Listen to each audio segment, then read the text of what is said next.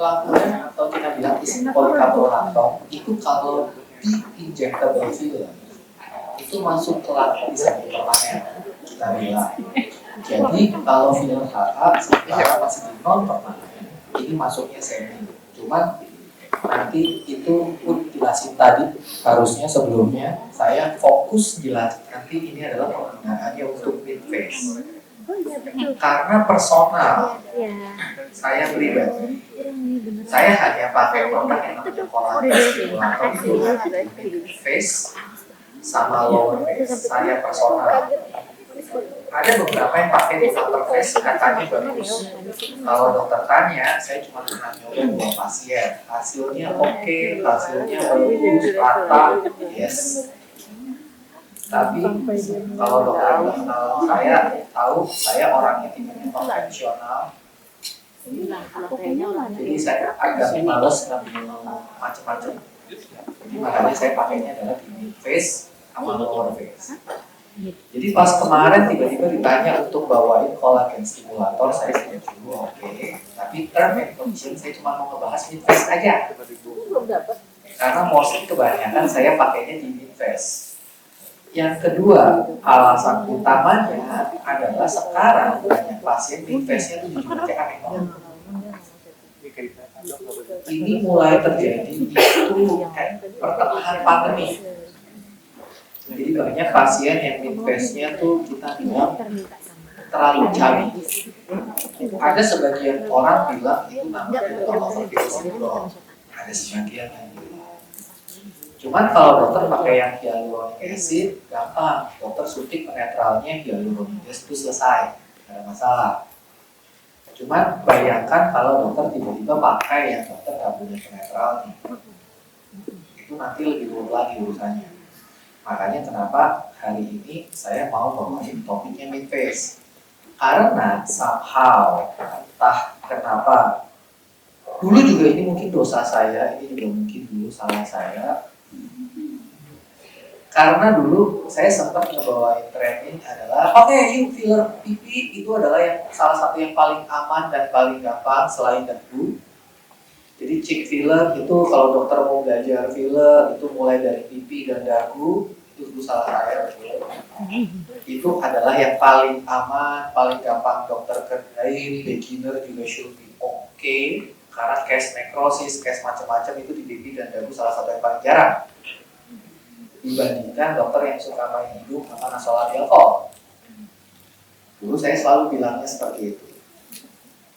Kemudian keluar teknik yang bilang, oke, kita kalau mau lifting muka pasien, mulainya dari mid face juga. Karena kalau kita aging, yang turun tuh mid face dulu. Makanya pipinya pada melorot. Dan kalau dibilang, kalau dokter cowok atau dokter cewek nanya ke diri sendiri, terutama yang wanita, kalau ngaca, entah kenapa para wanita ini selalu merasa pipinya turun.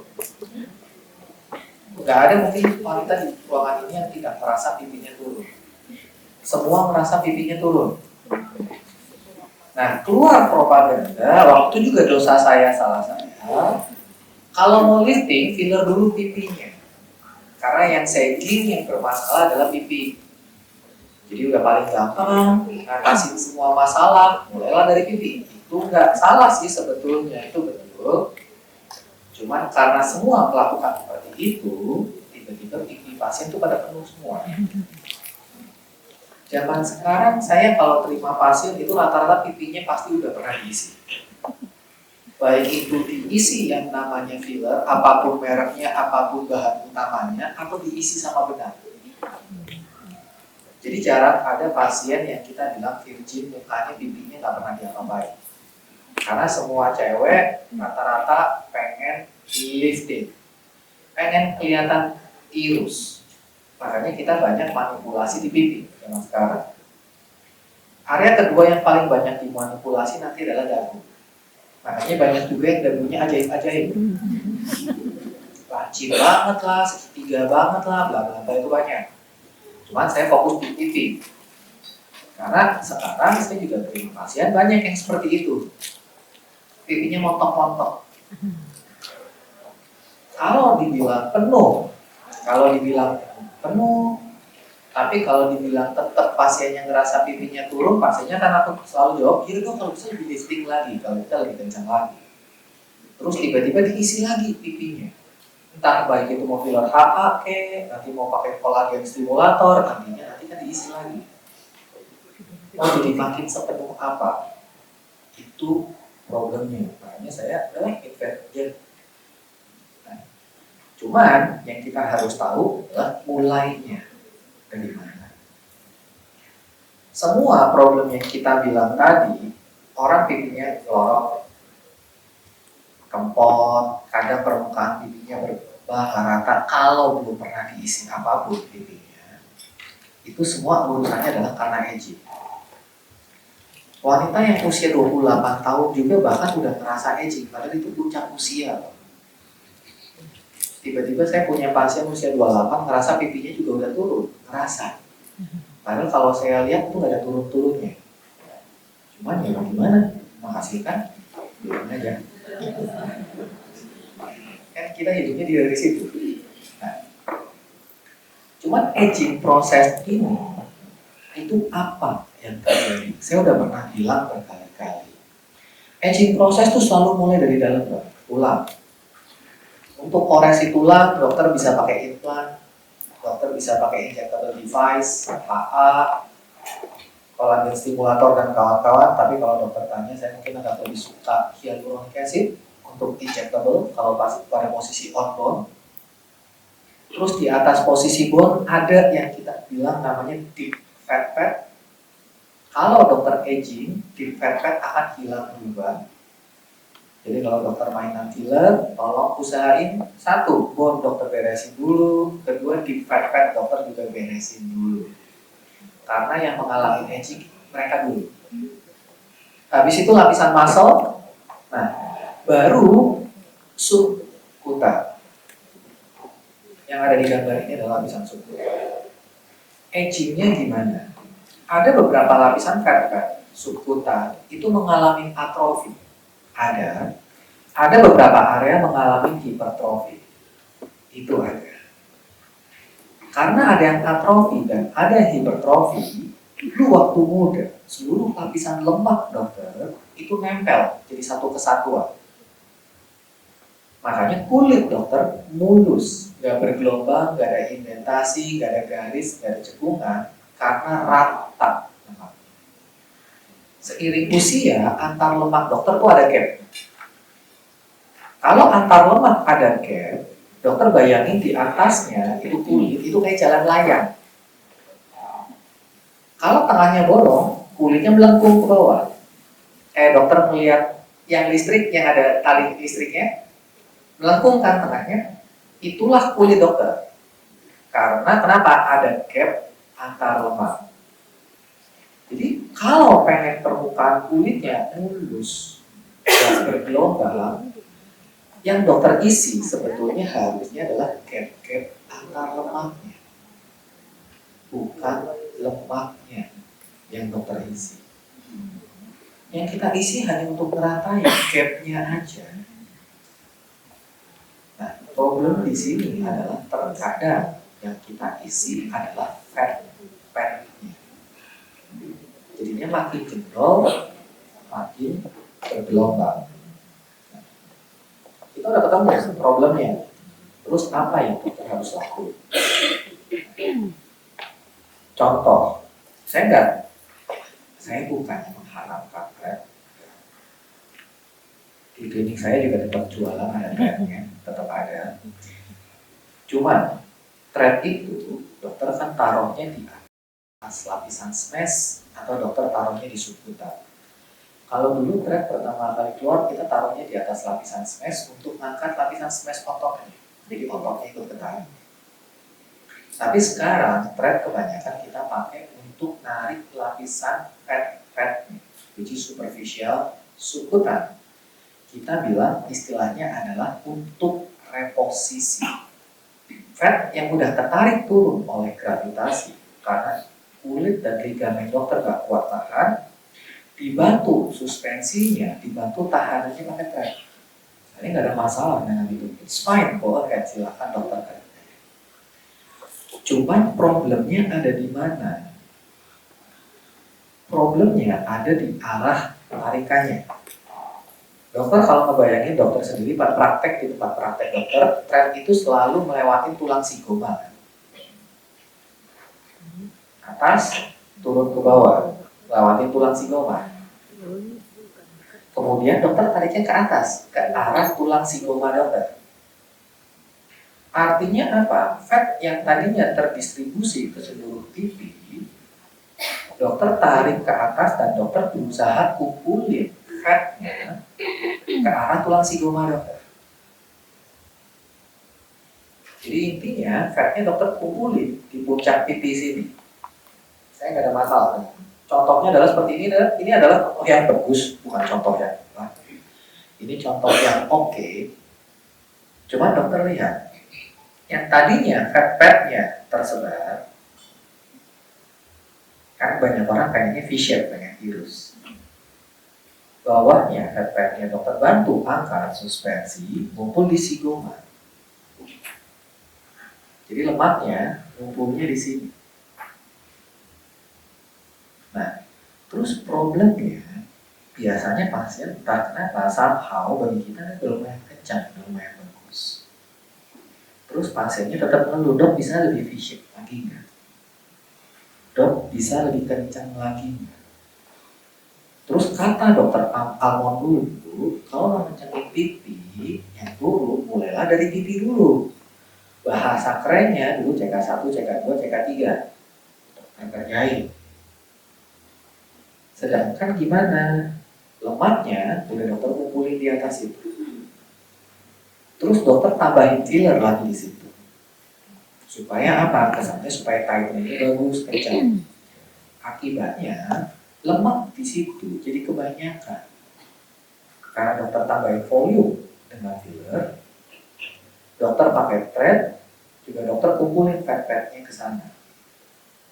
Jadi kalau tiba-tiba pipi orang cabi, pipi orang itu gemuk, terus dibilang semuanya karena overfill atau kebanyakan isi filler, nanti dokter ketemu pasien, dokter ngerasa hanya saya isi 1-1,5 cc per pipinya, kok cabi? Padahal 1-1,5 cc itu nggak akan terlalu signifikan untuk bikin orang cabi.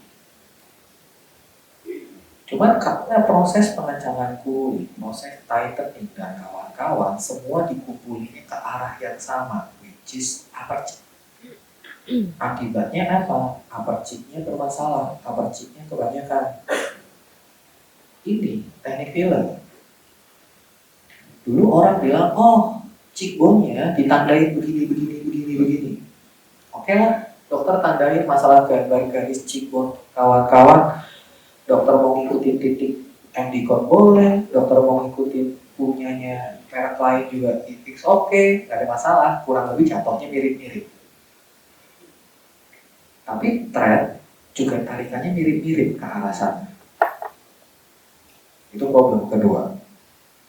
Problem yang ketiga, saat saya bilang, dok, filler pipi, kan pasien orang Indonesia selalu merasa pipinya cabi nih, gendut. Kalau mau filler supaya orang nggak terlalu gendut, nggak terlalu cabi, saya bilang dokter better pakai sharp needle on bone. Karena yang dokter taruh fillernya di atas tulang, bukan di lemak. Terus tiba-tiba dokter pada takut pakai sharp needle, tiba-tiba pakainya kanul semua. Kanul artinya kanul dokter jalanin di fat, baik itu deep ataupun superficial fat. Lemak yang tadi udah dokter kumpulin, dokter tambahin lagi tuh filler. Akibatnya apa? Volume di situ menjadi terlalu banyak. Karena dua benda, dokter kumpulin lemak pasien, dokter kumpulin ke sana, terus dokter tambahin filler. Belum lagi kalau pasiennya ngerjain filler teardrop atau filler kantong mata yang tempatnya mepet juga di situ. Gimana pasien sekarang tuh gak cabi-cabi semua. Nah, makanya itu yang jadi problem sekarang. Ini masalah. Terus gimana cara cari tahunya? Caranya gampang. Diagnosa. Dokter lihat pasien dokter. Kalau pas pada posisi dia, lihat lapisan lemak tersebar rata semua. Dari pipi bagian atas sampai pipi bagian bawah, lapisan lemak tersebar dengan sempurna. Nice. Nggak kelihatan cabi, nggak kelihatan gede. Tapi bagaimana saat pasien itu berekspresif? Tolong aktifkan otot levator dan otot psikomatikusnya. Lemak yang tadinya kesebar, keangkat semua ototnya, jadinya lemak dokter kumpul semuanya di pipi bagian atas. Itu kalau senyum. Tapi kita kalau berfoto before after pasien, kita nggak pernah nyuruh pasiennya untuk senyum. Hanya foto KTP depan 4590. Jadi dokter, oh iya bu, dekok. Oh iya bu, kosong. Yuk kita isi. Kita ngomongnya gampang. Padahal ini posisi pasien sebelum diisi, dua-duanya, cuman bedanya saat diem dan saat senyum. Cukup cabi kan? Dokter bayangin, kalau pas posisi diem dokter isi filler, mungkin pasiennya gak ada masalah. Tapi kalau setelah diisi filler, kemudian pasien senyum, menurut dokter makin cabi. Makin cabi. Itu ya masalah orang-orang zaman sekarang. Mereka datang pengen kelihatan lebih tirus. Jadi gimana caranya supaya kita makin cabi? Sedangkan kalau kita makin filler, kita menambahkan volume di sana, ya otomatis akan bertambah. Area mana yang dokter tambahin dan tidak terpengaruh oleh gerakan otot? Cuma itulah. Tip pepet itu nggak terpengaruh oleh gerakan otot. Yang terpengaruh oleh gerakan otot psikomatikus dan otot levator hanya subcutaneous pepet. Jadi untuk pipi bagian depan sini, kalau dokter tanya, saya sekarang, pipi bagian depan situ subcutaneous pepet, sekarang saya nggak pernah isi pakai filler apapun. Karena kenapa? Kalau dokter melihat pasien dokter yang datang ke tempat dokter, rata-rata mereka tuh semuanya pengen kelihatan tirus. Mereka datang mostly dengan keluhan mukanya cabi. Terus dokter menjanjikan tirus, tapi dokter menambahkan volume di lemak. Jadi kalau dibilang saya cuma berani hanya menambahkan filler di bawah. Terus dok, bagaimana kasusnya kalau permukaan kulitnya bergelombang? Udah tua nih dok, yang tadi dokter tunjukin foto pertama kulitnya bergelombang karena lapisan fatnya tersebar, gak rata. Ada gapnya. Itu bagaimana kita ngatasi? Nah, ini adalah contoh dari gambar USG. SFC, superficial fat compartment. DFC, deep fat compartment. Yang atas itu kalau otot levator dokter gak aktif. Bagian bawahnya adalah kalau otot levator dan otot psikomatikusnya dokter aktifkan. Dokter melihat volume di superficial fat compartmentnya bertambah. Bertambah kan? Jadi dokter bayangin kalau di situ ada tambahan fillernya mau makin cabi kayak gimana tuh? Tapi di fat compartment bertambah volume itu hanya sedikit. Jadi kalau dibilang lebih aman taruh di mana? Di fat compartment. Nggak terlalu terpengaruh oleh gerakan otot, makanya nggak terlalu cabi. Tapi superficial fat compartment berbahaya. Nah, inilah strukturnya. Fat mana yang tadi kita bilang mengalami atrofi, fat mana yang mengalami hipertrofi di superficial fat compartment. Jadi antara dua medial canthus mata dokter, medial canthus dan medial canthus mata, Kalau dokter tarik garis lurus, seluruh fatnya akan mengalami proses atrofi, superficial fat compartment. Tapi antara medial kantus mata dan lateral kantus mata, fatnya selalu hipertrofi. Sebelah lateral dari lateral kantus mata, fatnya atrofi. Jadi kalau dokter mau mainan filler, hyaluronic acid, pakai kanula, dokter rencana ngisi superficial fat compartment. Yang aman dokter isi adalah bagian paling lateral dan bagian paling sentral. Tapi keluhan dokter kebanyakan ada di sini. Kantong mata, nasojugal, yang pipinya coret setengah garis, smiling line, marionette line, prejol, semua ada di sana. Di tempat yang fatnya hipertrofi. Dan tiba-tiba saat di daerah sana, saya bilang, dok, enakan pakai shape needle. Semua jawabannya adalah takut. Terus keluarnya kanul semua.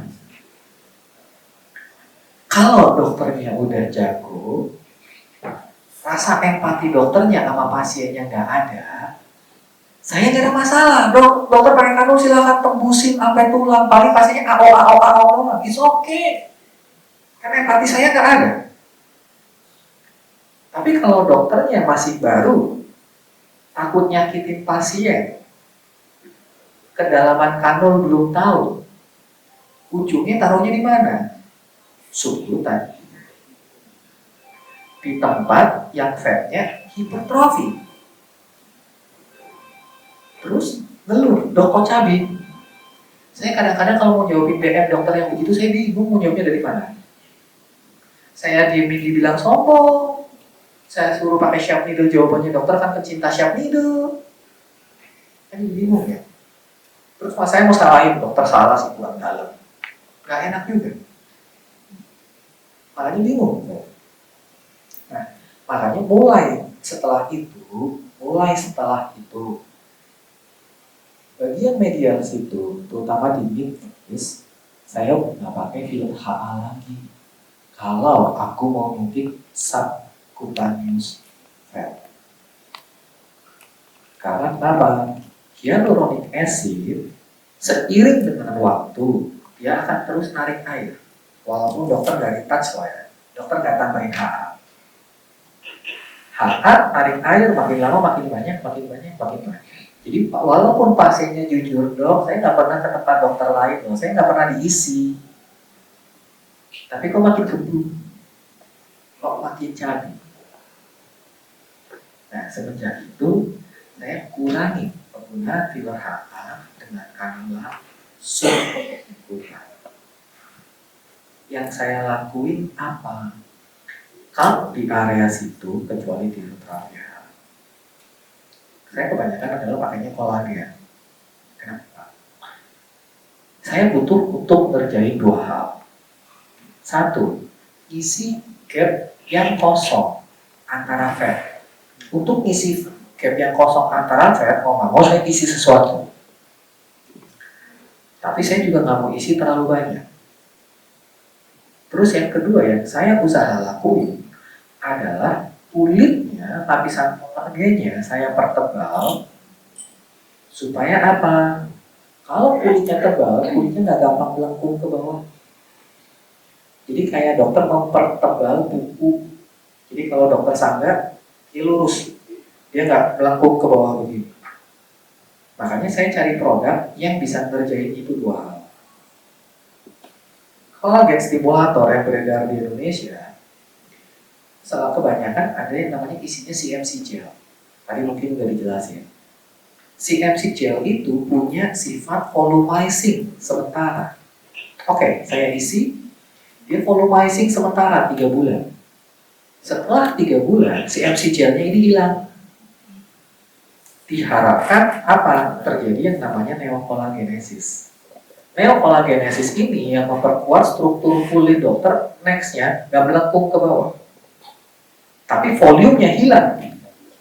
Jadi kulitnya tidak bergelombang, tapi tidak juga menambah volume. Nah, itu yang sekarang saya kerjain. Supaya apa? Nggak bikin cabi muka pasien. Jadi kalau dokter bilang, dok, bukannya nanti fungsinya kalau dokter melihat gambar grafik ya, pertama volumizing karena CMC gel. 3 bulan CMC gelnya turun, volumizingnya diganti sama kolagen. Enggak. CMC gel itu isinya 70% dari produk dokter. Kolagennya cuma 30%, BCL-nya itu cuma 30%. Dan dari 30% BCL itu tidak akan bisa menggantikan jumlah volume CMC gel yang nanti hilang. Yang terjadi hanya penebalan lapisan dermis. Dan itu juga yang saya butuh, bukan volumizing. Karena mostly di Indonesia kita udah punya cukup volumizing di situ. Kalau dokter nggak percaya silahkan buka handphone, tolong senyum itu dilihat pipi pada penuh atau enggak. Jadi saya tidak bukan sama sekali volumizing di situ. Jadi yang dikerjain di mana? Di gap-gap antar lemak itu, kecuali teardrop. Jadi di gap-gap pipi, nanti kalau dokter melihat pipi ada gap-gapnya, nanti saya tunjukkan di videonya ada garis-garisnya. Yang saya isi hanya di garis gap antar lemaknya. Jadi tidak semua area saya isi. Jadi gambarnya di situ, kecuali teardrop. Teardrop saya tandain untuk apa? Supaya saya nggak hilaf. Wah, tanggung ke sana serat. Walaupun ada sebagian dokter yang kerja juga ada. Balik lagi, saya terlalu penakut untuk melakukan hal itu. Jadi kalau dokter ngerasa yakin, dokter oke, go ahead, silakan. Cuma itu adalah garis gap antar lemak yang tadi ada di gambar. Jadi selalu pasien saya gambarin dulu gap-gapnya. Kalau pasiennya udah tua, ya, kalau dokter tanya ini kebetulan saya dapat pasiennya enak, direjim tanpa jawab aja. Jadi gapnya kelihatan dengan jelas. Jadi kalau dibilang, saya isinya hanya persis di gapnya situ, tapi dokter kalau lihat ujung kanula saya berusaha cokitin terus kanulanya, karena saya mau make sure kanula saya jalannya di subdermal atau di subcutaneous fat. Kemudian saya habis ini masuk ke smiling line. Jadi saya kerjain 2 area sekaligus. Jadi hanya di gapnya. Terus kemudian saya kerjain di parotid area dan submalar area. Jadi di area yang ada garis-garis putihnya aja. Biasanya saya cuma pakai 1 entry point. Karena saya akan proses bukan tempat-tempat lain. Jadi isinya dokter sebar semua aja. Nanti akan terjadi sedikit volumizing dan edema, swelling. Swellingnya biasanya akan terjadi setelah 4-6 jam after injeksi. Jadi kalau dokter menyuntikkan bahan yang namanya BCL atau selalu bilangin ke pasien ada kemungkinan untuk swelling. Dokter lihat, saya selalu berusaha cungkit ke atas kanalnya supaya apa? Posisinya benar-benar pada posisi subcutaneous fat.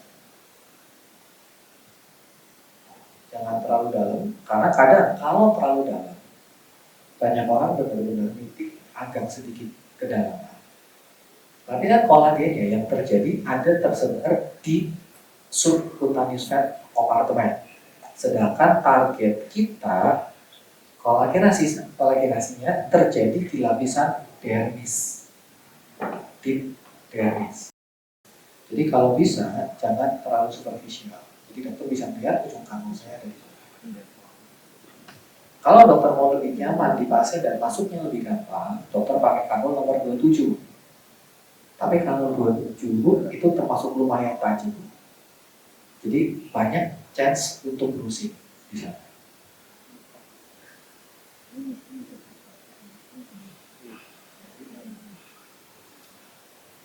Kiri sama kanan tidak sama tekniknya, single entry point. Saya susuri pertama di naso juga fold. Kemudian saya isi juga untuk ke smiling line.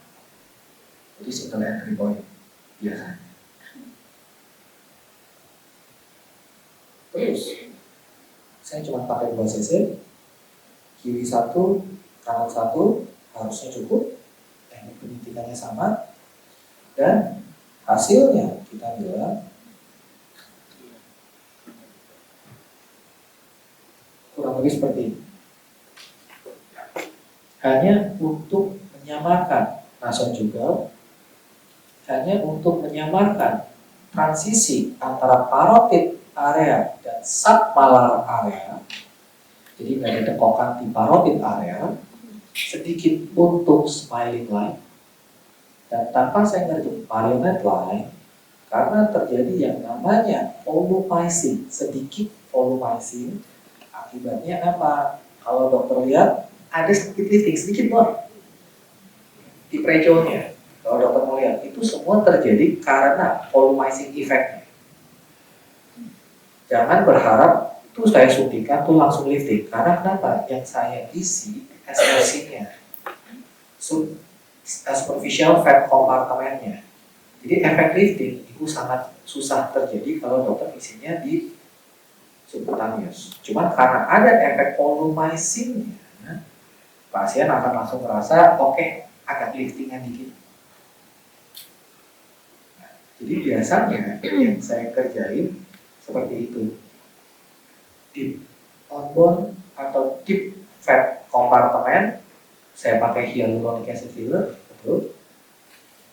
Subkutan semuanya sekarang saya ganti ke kolagen stimulator untuk mencegah yang namanya overfill. Nah, itu untuk mid face, lower face nanti mungkin dokter yang itu slide saya. Terima kasih dok.